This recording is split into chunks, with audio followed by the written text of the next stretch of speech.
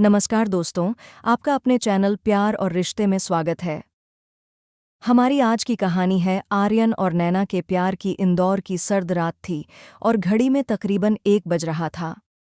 खंडवा नाका के पास एक छोटी सी मोटर वर्कशॉप में काम करने वाला आर्यन, जो अब 26 साल का हो चुका था, पूरी तरह से शराब के नशे में डूबा हुआ था। उसकी आंखों में एक अजीब सी बेचैनी थी और दिमाग में बस एक ही चेहरा घूम रहा था, नैना का। नैना, जिससे उसकी जान पहचान महज कुछ महीनों पहले फेसबुक पर हुई थी। आर्यन जानता था कि वह बहुत खूबसूरत है, बिल्कुल चांद का टुकड़ा। नैना 21 साल की थी और तिलक नगर में रहकर सिटीजन कॉलेज से अपनी फर्स्ट ईयर की पढ़ाई कर रही थी। आर्यन ने बड़ी मुश्किल से मीठी मीठी बातों और झूठे वादों से उसे अपने जाल में फंसाया था। उसे नैना से बात किए बिना चैन नहीं आता था। आज भी जब उसके सर पर शराब का खुमार चढ़ा हुआ था तो उसकी बेचैनी हद से बढ़ गई। उसने मोबाइल उठाया और लड़खड़ाती उंगलियों से नैना को मैसेज किया। तिलक नगर में नैना अपने घर पर सो रही थी। अचानक उसके फ़ोन 10 बजे बज गया कि रोशनी चमकी। उसने देखा आर्यन का मैसेज था, पर रात के इस पहर में। उसने फ़ोन उठाया। आर्यन का मैसेज आया था, नैना, मैं मर जाऊंगा अगर तुमसे बात नहीं हुई, मुझे तुमसे अभी मिलना है। नैना सहम गई। उसने पलटकर टाइप किया, क्या हुआ आर्यन, इतनी रात में? क्या तुम ठीक हो? तुम कहाँ हो? आर्यन ने जवाब दिया, मैं ठीक नहीं हूँ। मुझे लगता है मैं तुम्हें खो रहा हूँ। प्लीज़ एक बार आ जाओ ना, बस 2 मिनट के लिए। मैं तुम्हारे घर के पास वाले पार्क के बाहर हूँ। मुझे तुम्हारी कसम, मैं किसी को कुछ नहीं बताऊंगा। नैना का दिल जोर जोर से धड़कने लगा। उसे महसूस हो रहा था कि आर्यन पूरी तरह से नशे में है। उसकी बातें अजीब लग रही थीं। नैना जानती थी कि यह मिलना कितना गलत और खतरनाक हो सकता है, पर आर्यन की कसम और उसके लहजे में छिपी बेचैनी ने उसे कमजोर कर दिया। वह सोचने लगी, अगर उसे कुछ हो गया तो? नैना ने अपने माता पिता के जागने का इंतजार किए बिना धीरे से दरवाज़ा खोला। उसकी सांसें तेज चल रही थीं। उसने जल्दी से एक दुपट्टा ओढ़ा और चोरी छुपे घर से बाहर निकल गई। रात के सन्नाटे में उसका दिल डर से कांप रहा था। वह डरते डरते उस छोटे से पार्क के गेट तक पहुंची, जहां आर्यन उसका इंतजार कर रहा था। जैसे ही नैना वहां पहुंची, उसने देखा कि आर्यन जमीन पर बैठा हुआ था। उसका चेहरा उदास और आंखें लाल थीं। उसके पास शराब की बोतल पड़ी थी। नैना ने गुस्से से कहा, आर्यन, ये क्या तरीका है? तुम्हें पता है अगर घर में किसी को पता चला तो क्या होगा? और तुम इस हाल में क्यों हो? आर्यन लड़खड़ाता हुआ उठा। उसकी आवाज में दर्द था। तुम आई, मुझे पता था तुम जरूर आओगी। मुझे लगा था कि तुम अब मुझे प्यार नहीं करती। नैना ने उसे शांत करने की कोशिश की।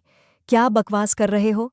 मैं तुमसे प्यार करती हूं, पर यह समय सही नहीं है। तुम पहले घर जाओ, होश में आओ, फिर बात करेंगे।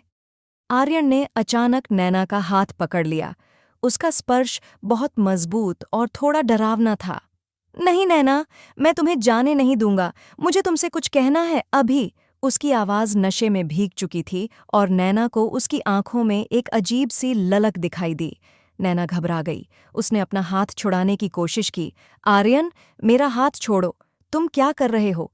कोई देख लेगा। मेरी बात सुनो, मुझे वापस जाना है। आर्यन ने एक गहरी सांस ली और उसकी आंखें नैना की तरफ घूर रही थीं। उसने कहा, नैना, मेरी पूरी दुनिया तुम हो। मैं तुम्हारे बिना नहीं रह सकता। मुझे बस एक बार, हाँ, बस एक बार। यह सुनकर नैना का दिल डूब गया। वह समझ गई कि नशे की हालत में आर्यन क्या चाहता था। नैना की आंखों में आंसू भर आए, पर वह हिम्मत करके बोली, आर्यन, यह गलत है। मैं तुमसे प्यार करती हूं, पर ऐसे नहीं। हम कल बात करेंगे। प्लीज मुझे जाने दो। आर्यन ने एक पल के लिए उसे देखा, फिर अचानक वह भावुक हो गया और नैना के सामने हाथ जोड़कर जमीन पर बैठ गया। प्लीज नैना, मुझे माफ कर दो। मैं होश में नहीं हूं, पर मैं तुम्हें बहुत चाहता हूं। उसकी यह हालत देखकर नैना का गुस्सा और डर दोनों कम हो गए। वह समझ गई कि आर्यन इस समय सच में बहुत अकेला और बेचैन महसूस कर रहा था। नैना ने हिम्मत की। उसने आर्यन को धीरे से उठाया और कहा, ठीक है, मैं समझती हूं, पर तुम्हें वादा करना होगा कि तुम अब ये सब नहीं करोगे। इस तरह रात में बाहर नहीं आओगे और इतना नशा नहीं करोगे। मेरी फिक्र करो आर्यन। आर्यन ने नैना को देखा। उस पल शायद उसे अपनी गलती का एहसास हुआ। उसने सिर हिलाकर हाँ कहा।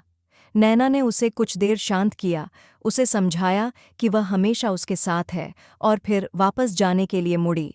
उसने मुड़कर एक आखिरी बार देखा। आर्यन वहीं बैठा हुआ था, उदास और थका हुआ। नैना ने राहत की सांस ली। वह तेजी से अपने घर की ओर चल दी। उस रात की घटना को एक बुरे सपने की तरह भूल जाना चाहती थी। वह जानती थी कि इस रिश्ते में प्यार के साथ साथ कई मुश्किलें आने वाली थीं, खासकर जब आर्यन नशे के साथ इतना कमज़ोर पड़ जाता था। नैना ने उस रात पहली बार महसूस किया कि प्यार और रिश्तों में भावनात्मक ताकत और सही फैसला लेना कितना ज़रूरी होता है। यह कहानी रिश्तों के उस कच्चे पहलू को दिखाती है जहां किसी का नशा और बेचैनी प्यार के नाम पर सामने वाले को भावनात्मक रूप से डरा देती है। नैना उस रात वापस आ गई, पर क्या आर्यन अपनी इस लत को छोड़कर नैना का सच्चा सहारा बन पाएगा? ठीक 2 साल बाद एक बार फिर इंदौर में सर्द रात थी। घड़ी में तकरीबन 1 बज रहा था। नैना और आर्यन एक दूसरे का हाथ थामे उसी खंडवा नाका के पास वाले पार्क के गेट पर खड़े थे। नैना ने मुस्कुराते हुए कहा, आज भी 1 बज रहा है आर्यन। आर्यन ने अपना हाथ उसके गाल पर रखा और प्यार से कहा, हाँ, पर आज न मैं नशे में हूं, न तुम डरी हुई हो। उस रात मैंने तुम्हें खोने का डर दिखाया था, और आज मैं तुम्हें अपनी सबसे बड़ी जीत दिखाना चाहता हूं। तुमने उस रात जो हिम्मत दिखाई, उसने मुझे जिंदगी का सही रास्ता दिखाया। नैना ने अपना सिर उसके कंधे पर टिका दिया। वह जानती थी कि उनके रिश्ते की नींव अब कमजोर भावनाओं पर नहीं, बल्कि आर्यन की मजबूत इच्छा शक्ति और नैना के अटूट विश्वास पर टिकी थी। आर्यन और नैना का प्यार अब एक छोटी सी कहानी नहीं, बल्कि रिश्तों की उन कहानियों में से एक था जो सिखाती है कि प्यार सिर्फ जज्बात नहीं है, बल्कि एक दूसरे को बेहतर बनाने का संकल्प है। आर्यन ने नैना का सच्चा सहारा बनकर दिखाया, और नैना ने उस सहारे को अपनी ताकत बनाया। उनकी जिंदगी अब हंसते खिलखिलाते हुए एक नए सवेरे की ओर बढ़ रही थी। दोस्तों, हमारे चैनल प्यार और रिश्ते को सब्सक्राइब करें और ऐसी ही प्यारी और रिश्तों से जुड़ी कहानियां देखने के लिए हमें फॉलो करें।